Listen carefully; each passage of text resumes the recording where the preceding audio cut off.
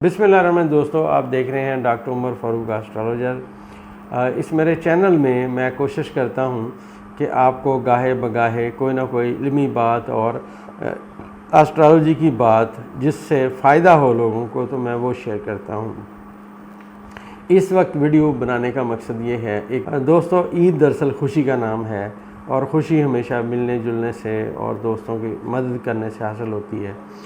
खैर, बुर्ज असद की हम बात करेंगे आज, क्योंकि इनके जायचे में 10वें खाने में सितारे इकट्ठे हो रहे हैं। जिस बुर्ज में भी, जैसे मैंने पहली वीडियो में कहा, कि जहाँ भी सितारे इकट्ठे होंगे और जब वो वहाँ इकट्ठे होंगे तो सूरत हाल वहाँ तब्दीली की, बेहतरी की सिमत में आएगी। अगर वो नेगेटिव खाने में इकट्ठे हों तो नया सूरत हाल आ जाती है, पॉजिटिव में हो तो पॉजिटिव हो जाती है। बुर्ज असद वालों के लिए इसलिए बहुत अच्छा टाइम है कि बुर्ज असद का पिछला जो सारा महीना था उसमें इनका जो सितारा शम्स है वो शरफ़ के खाने में रहा और मुश्तरी के साथ रहा। ये 7 सियारगान का किरान रहा। इस वक्त इनके जायचे के 10वें खाने में सूरज पहुंच गया है और 10वां खाना रिस्पेक्ट से ताल्लुक़ रखता है, शोहरत से ताल्लुक़ रखता है, रोज़गार से ताल्लुक़ रखता है। मर्द के जायचे में ये उसके वालिद को बताता है, औरत के जायचे में उसकी माँ को बताता है। तो अब ये जो बुर्ज असद वाले हैं, इनकी लाख का भी सिलसिला चल रहा है, क्योंकि इसी खाने में यूरेनस बैठा हुआ है, इसी खाने में रास बैठा हुआ है, इसी खाने में चाँद जो है वो अपने शरफ़ के मुकाम पे आ गया है। यहाँ पे सूरज ग्रहण भी हुआ है, तो ये मैं बताना बड़ा ज़रूरी समझता हूँ कि कोई सदका खैरात ज़रूर कीजिए और या हय्यो या क़य्यूम का वर्द रखिए, और ताकि ये जो ग्रहण की नहुसत है उससे बच सकें। अब जब ये सूरज यहाँ रहेगा तो ये थोड़ा इनको, अगर इन्होंने सदका खैरात ना की और ग्रहण क्योंकि यहाँ लग चुका है, तो इनके लिए मसाइल पैदा होंगे। तो मैं इस सिलसिले में अपने तमाम सुनने वालों को ये बात बताऊँगा कि जिनका भी बुर्ज असद है, एक तो ये बात याद रखें कि ये जो कहते हैं कि पूरा महीना एक बुर्ज रहता है, वो नहीं रहता, वो बातें गलत हैं। ये उसकी date of birth, time of birth और प्लेस ऑफ बर्थ को काउंट करने के बाद पता चलता है कि उसका ताले बुर्ज क्या है। तो जिसका भी बुर्ज असद है उन्हें इस महीने में सदका खैरात करना चाहिए और या हय्यो या क़य्यूम का वर्द रखना चाहिए और जॉब के ऊपर कंसंट्रेट करना चाहिए। आने वाले 3 महीने पूरे जॉब के ऊपर बहुत ज़्यादा कंसंट्रेट करें, क्योंकि यहाँ पे एक प्रॉब्लम ये भी है कि बुर्ज असद वालों के चौथे खाने का जो हाकम सितारा मरीख़ है वो अपने हबूत के खाने में बैठा हुआ है। तो यहाँ सूरज को ग्रहण लगा और वहाँ चौथा खाना हबूत में है, तो लिहाजा ये तमाम मुश्किलात में इजाफ़े की तवक्का की बातें कर रहे हैं।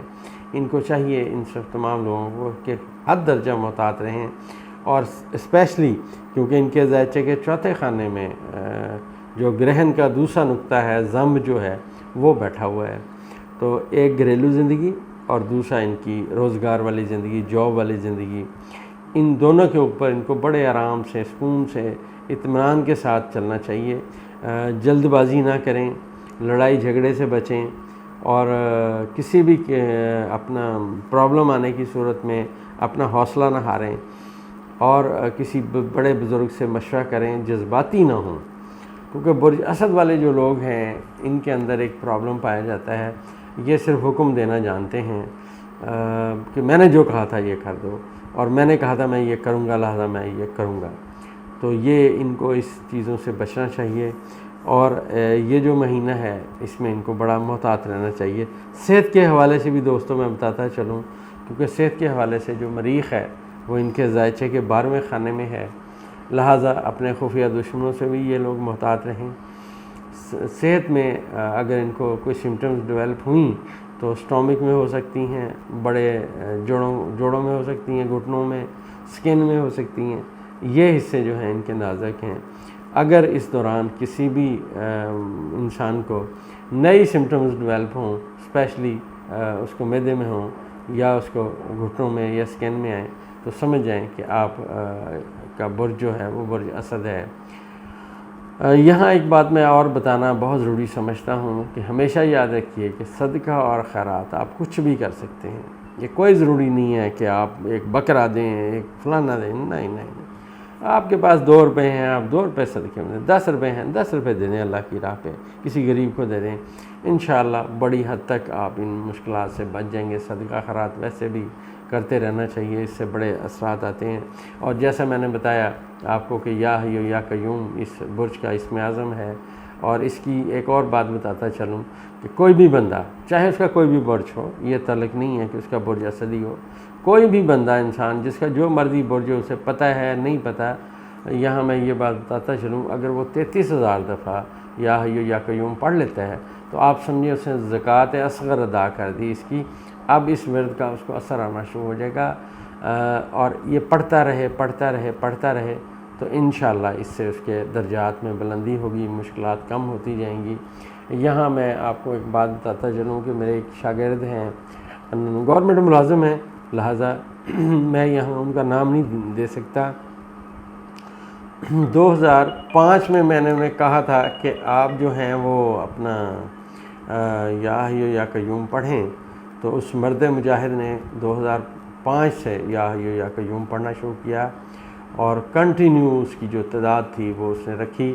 تو پچھلے دنوں مجھے ملنے آئے تو کہنے لگے کہ استاد جی میں نے اندازہ لگایا کہ میں نے کم و بیش 16 سے 18 کروڑ کے درمیان جو ہے یا حی یا قیوم ان سالوں میں پڑھا ہے، کوئی میرا ناغہ نہیں ہے، اور میں 5,000 سے لے کے 8,000 تک ڈیلی پڑھتا ہوں۔ تو میں نے کہا جی اس کا رزلٹ کیا آیا؟ تو مجھے کہنے لگے کہ ڈاکٹر صاحب اس کا رزلٹ یہ ہے کہ میرے محکمے کے لوگ جب کسی کے خلاف انکوائری آ جائے، کوئی مشکل میں آ جائے، میرے پاس آتے ہیں، مجھے کہتے ہیں یار میرے کندھے پہ ہاتھ رکھ کے نا دعا کر دیں، میں انشاءاللہ بہتر ہو جاؤں گا آپ کی دعا سے۔ بڑا یقین کرتے ہیں لوگ، وہ بھی درویش آدمی ہیں اور سب کے کندھے پہ ہاتھ رکھ کے دعا کرتے ہیں، اللہ تعالیٰ ان کی دعا قبول و منظور کرتا ہے، وہ مشکلات سے نکل آتے ہیں۔ تو یہ ساری باتیں جو ہیں دوستو، یہ ساری باتیں